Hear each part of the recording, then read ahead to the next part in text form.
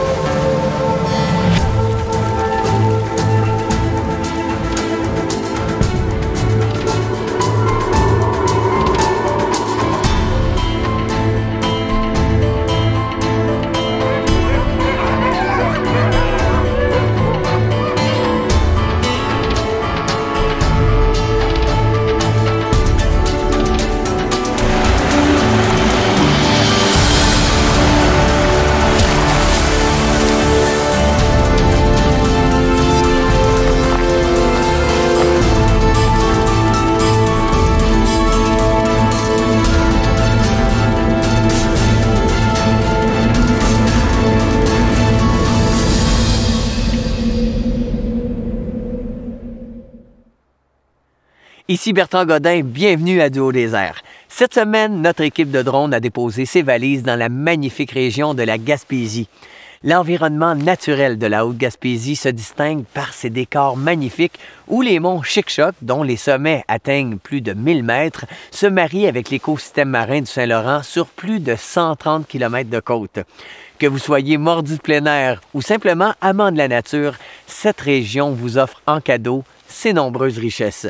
La motoneige fait vibrer les Gaspésiens et l'entreprise Extrême Chic-Choc nous le démontre très bien. Allons rencontrer nos guides pour cette belle aventure.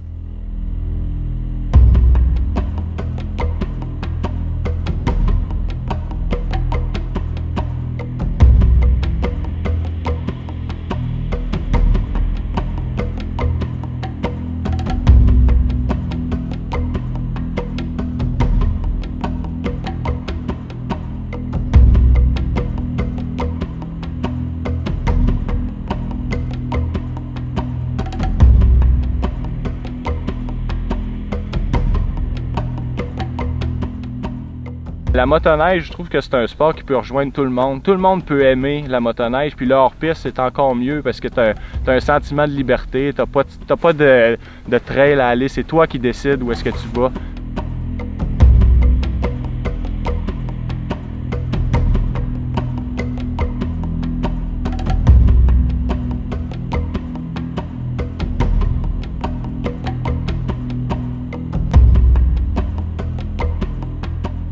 Ici, on est exactement dans notre terrain de jeu, c'est le camp de base de Extrême Chic-Choc. C'est ici qu'on va manger. Souvent, on a le poêle qui chauffe, donc les clients apprécient beaucoup ça, les journées froides en particulier.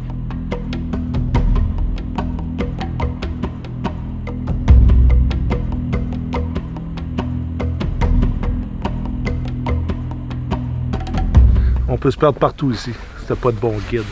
Puis j'ai les meilleurs guides qu'il n'y a pas. Parce que c'est des gars qui connaissent la place, qui viennent de la place, puis ont été élevés ici. On a qu'un qui vient pas de la place, mais on est en train de le mettre à notre main. Ça en vient.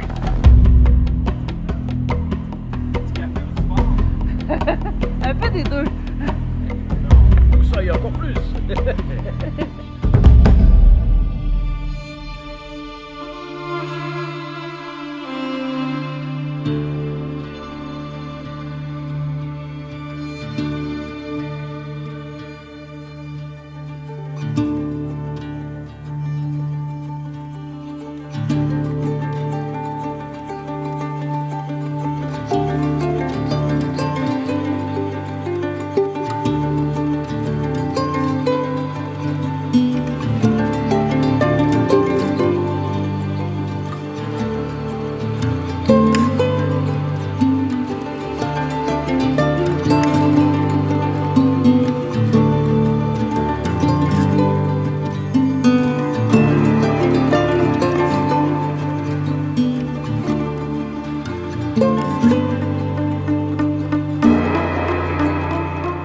La conduite hors piste, c'est toujours une conduite qui va être debout, comparativement à une conduite en sentier que les gens s'assient.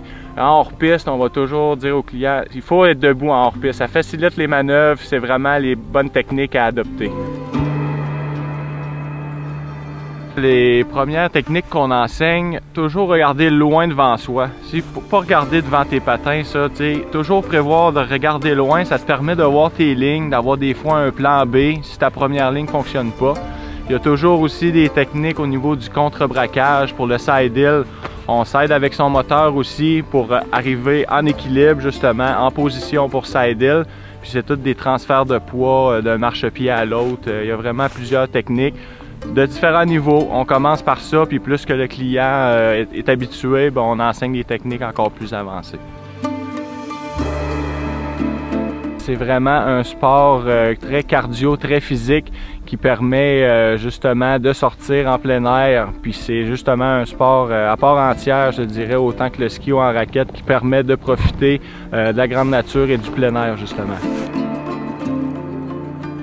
C'est sûr que moi, j'ai toujours eu une motoneige de route, donc maintenant, c'est récent. J'ai décidé d'attaquer le hors-piste et j'adore. On est une gang de filles qui s'est acheté des hors-pistes ici, là, 3-4, puis regarde, on part en filles, puis c'est un nouveau trip, puis on aime bien ça d'ailleurs. Bien, je me sens bien. C'est sûr que, regarde, on est dans le plein air.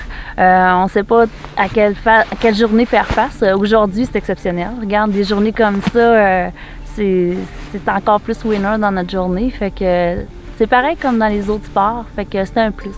Essayez-le. Essayez-le carrément. Parce que, tu sais, des fois, on se dit, ah, je suis pas sûre, tu sais. Mais de l'essayer, regarde, c'est de l'apprivoiser. C'est cool. C'est sûr que les clients qui viennent nous voir n'ont pas de connaissance du terrain et tout. Donc nous, on est ici à tous les jours, donc on a une belle connaissance. On sait où amener les clients pour avoir toujours de la neige fraîche, évidemment. On ne recherche pas de rouler dans les traces qu'on est allé avec d'autres clients les journées d'avant. Donc c'est ça qui est bien. Avec nous, on connaît bien le terrain, puis on amène les clients dans les beaux spots où on sait que la neige est tracée. Puis on s'ajuste avec les demandes des clients aussi. Ça peut aller de très technique à débutant, intermédiaire, donc plusieurs choix. Puis c'est ça, c'est accessible pour tout le monde. Des débutants, nous on a des clients qui vont de débutants, intermédiaires jusqu'à très avancés. Donc sport pour tout le monde.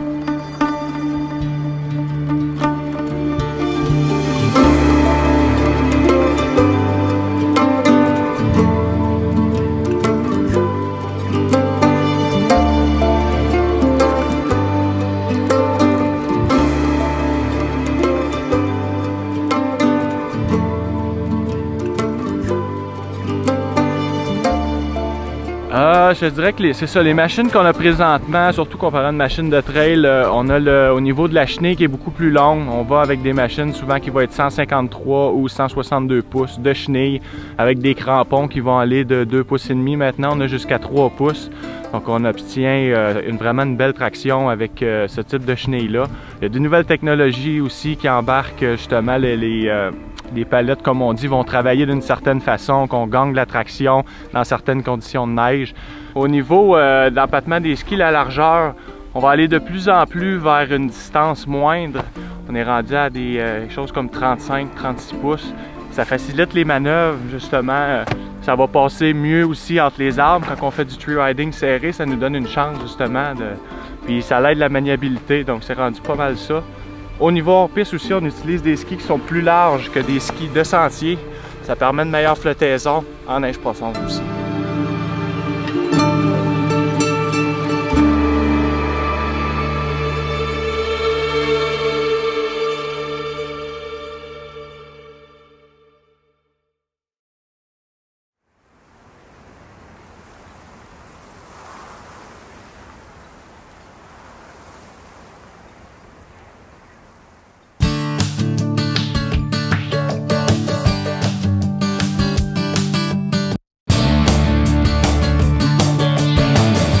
Avec la plupart des drones, on peut gérer nous-mêmes nos propres paramètres. On va donc explorer les paramètres de prise de vue qui nous permettent de garder un bon contrôle sur nos images. Le seul paramètre qu'on ne peut modifier est l'ouverture du diaphragme. Dans la plupart des caméras de drone, celui-ci est toujours constant. Premièrement, avec la plupart des drones, on a accès à 2 types de fichiers, le JPEG, le RAW, ou la combinaison des deux, le JPEG et le RAW. Donc on a une photo qui est partageable rapidement en JPEG et on a accès à un fichier RAW pour faire du post-traitement par la suite. Les drones aujourd'hui vont offrir la possibilité de faire des images en 4K, en Full HD ainsi qu'en HD. Et selon les goûts de chacun, il y a possibilité de personnaliser la prise d'image. Donc, il y a des styles d'images préfaites dans l'application. On a standard, paysage, doux. Sinon, on peut se créer soi-même un profil personnalisé en jouant avec la saturation, le contraste et la netteté. Par la suite, on a accès aussi à des filtres qu'on peut appliquer à notre image. Donc, ceux qui aiment le noir et blanc, le sépia, les couleurs très saturées. Donc, on est capable d'aller jouer avec ça avant de faire notre photo. On a l'option de faire de la photographie en rafale, dans la plupart des modèles, entre 3 et 7 images à la seconde. On peut également avoir accès à un mode intervallomètre qui permet de prendre des photos à un délai préprogrammé, entre 2 secondes et 1 minute, qui nous permet de faire du time-lapse. Il y a la possibilité aussi de faire du HDR. Le HDR étant une combinaison de 3 images avec 3 quantités de lumière différentes. Donc, on est capable d'aller chercher dans une scène qui est très contrastée les détails dans les hautes lumières et dans les ombres pour avoir une bonne quantité de lumière sur toute la surface de notre photo.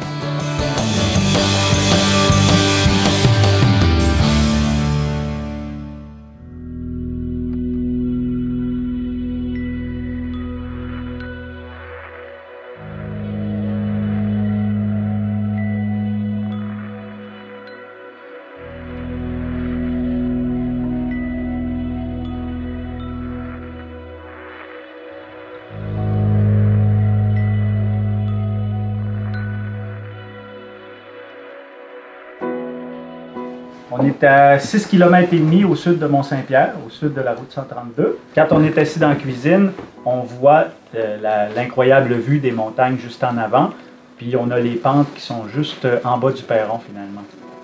Donc les gens peuvent mettre leur ski ou leur planche sur le perron, puis partir directement pour leur première descente.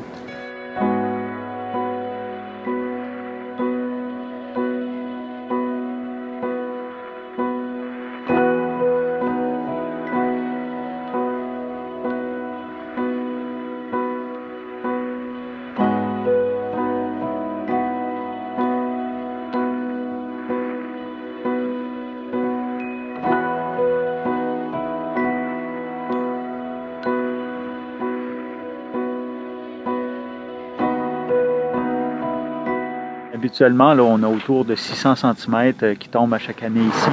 Donc, au mois de février puis au mois de mars, on se ramasse avec une épaisseur de neige là, qui peut varier jusqu'à 8-10 pieds au sol. Donc, c'est vraiment... Là, présentement, on a à peu près 4 pieds. On est comme début février.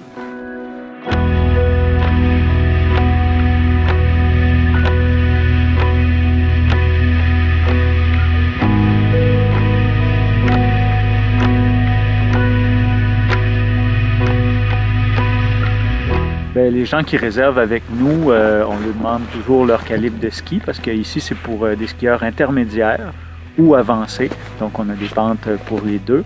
Les gens, bien, on leur explique comment ça fonctionne au chalet, on leur explique qu'est-ce qu'ils doivent apporter. Puis on donne un point de rendez-vous justement à notre stationnement qui est situé en bas de la montagne. De là, on les prend en motoneige, on les apporte ici au chalet avec leur nourriture, leur sac de couchage. Et puis, il y a aussi des gens qui le font en peau de phoque, donc qui remontent par eux-mêmes directement ici en haut. Ah, c'est sûr que l'année passée, quand j'étais arrivé en Gaspésie, je trouvais ça spécial. Là. Mes premières expériences de ski hors-piste dans du terrain comme ça, c'est super intéressant qu'on puisse vivre ça au Québec. Là. Je veux dire, si on compare, il y a beaucoup de monde qui partent d'ici pour aller vivre des trucs comme ça dans l'Ouest. Tandis qu'on a ça directement chez nous au Québec. C'est magnifique. Ben, c'est sûr qu'il y a une lecture de neige à faire. Là. La neige est super variable, beaucoup en Gaspésie à cause des vents, des froids et des différentes températures. Fait que c'est sûr que c'est plein de trucs à prendre en considération avant de se lancer. Là. Du haut de la pente au bas de la pente, la neige varie totalement. Moi, le point fort pour moi, c'est vraiment le début parce que le pitch doit avoir à peu près 45 degrés. Puis c'est vraiment un bon feeling. Le feeling d'être vraiment exposé puis accroché sur le bord de la montagne. Fait que moi, le kick est vraiment dans les, je sais pas, les 100 premiers pieds. C'est technique, faut pas que tu te plantes, faut que tu sois sûr de pas perdre ton corps, ton edge, parce que sinon tu déboules un petit bout. Ouais. Puis c'est ça, c'est cet effet-là aussi, c'est un petit peu plus ouvert, fait que l'effet d'exposition là, t'as quasiment l'impression que peut-être que tu es en train de voler un petit peu là. Un petit peu. Ouais. C'est ça, puis la vue au top de celle-là qui est le lendemain de veille, t'as la vue sur toutes les bûchers, puis sur les belles montagnes de Gaspésie qui sont plus vers la réserve. Puis c'est vraiment une des descentes les plus à pic que tu peux aller rechercher vraiment de l'expérience au Québec, là, ça descend.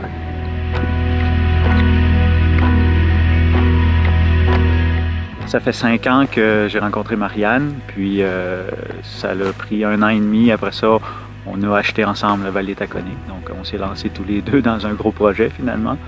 Donc un projet qui est toujours en développement. Généralement, là, au mois d'octobre, on met à peu près, je sais pas, quelques semaines là, pour vraiment travailler là-dessus avec une équipe de débroussailleurs, puis une équipe justement de gens là, qui travaillent en foresterie. Donc, dont David, qui fait partie de l'équipe. Bien, la manière que ça fonctionne, c'est que tous les arbres, toutes les souches sont coupées le plus bas possible pour être capable de skier le plus tôt possible en saison. Puis chaque tronçon d'arbre est débité pour qu'il soit le plus au sol possible avec toutes les branches coupées. Donc ça débute les saisons vraiment plus tôt de cette manière-là. L'expérience avec l'hébergement au chalet, c'est tout à fait unique. Puis chaque client qui vient ici, c'est toujours des petits groupes, donc ils sont vraiment choyés, la qualité de la neige, l'inclinaison des pentes. Donc tout le monde repart d'ici avec des gros sourires.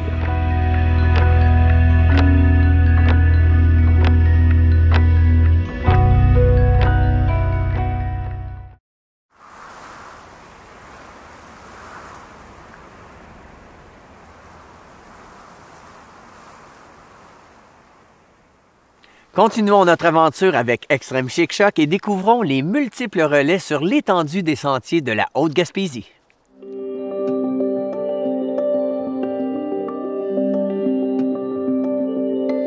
Mais je pense qu'il y a beaucoup de monde à Saint-Anne-des-Monts, qu'on parle de la Haute-Gaspésie. De plus en plus, le monde s'implique un peu plus, puis on est en train de se rendre compte que peut-être des grosses manufactures, des grosses business, ça va être de moins en moins, puis il y a plus de petites business que le monde va s'entraider, qui vont toutes s'interrelier, puis essayer de faire quelque chose pour faire virer la Haute-Gaspésie, 4 saisons et non juste l'été. Je pense que c'est un plus, c'est bon pour l'économie locale. Puis une des premières affaires, c'est pour ça qu'on a instauré ce petit business-là, c'est que ça fait virer l'économie dans le coin.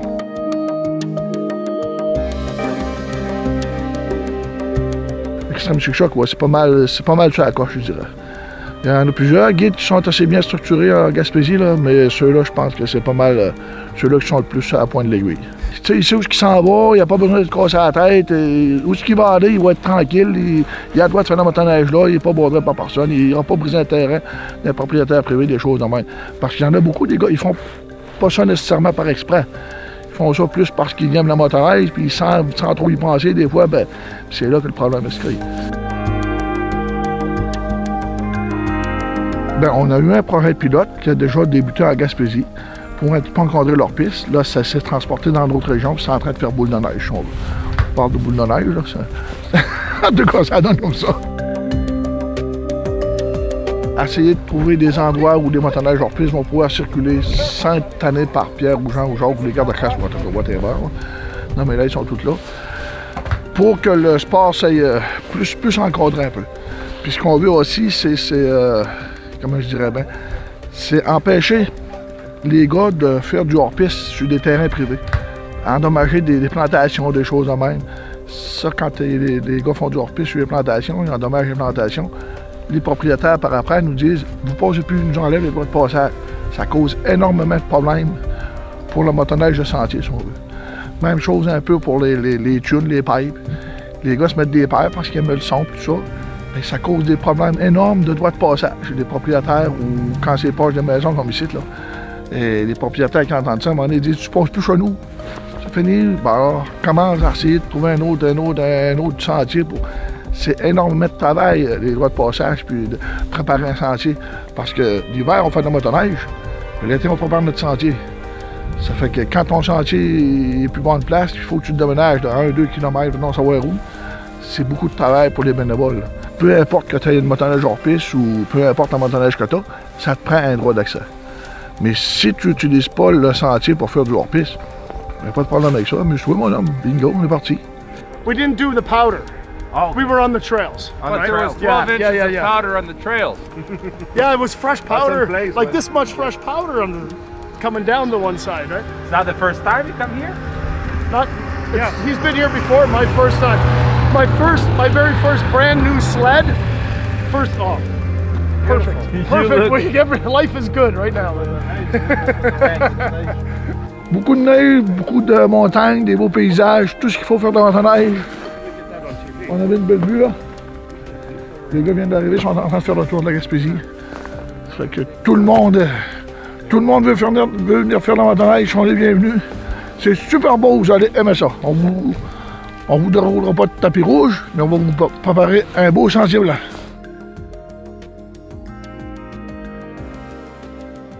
La Haute-Gaspésie, c'est la plus belle place au monde. On a la mer, les montagnes, c'est de toute beauté. C'est vraiment là, incroyable.